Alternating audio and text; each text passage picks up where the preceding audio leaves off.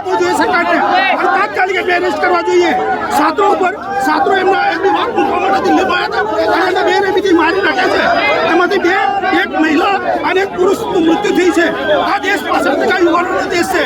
અને જો 65% દેશના યુવાનો પર આ સરકાર બરબતા કરતી હોય તો આ દેશની અંદર સરકારને મુખાની ફેંકવાની હું આહવાન કરું છું. આ દેશના 65% યુવાઓને આહવાન કરું છું કે તાત્કાલિક આ સરકાર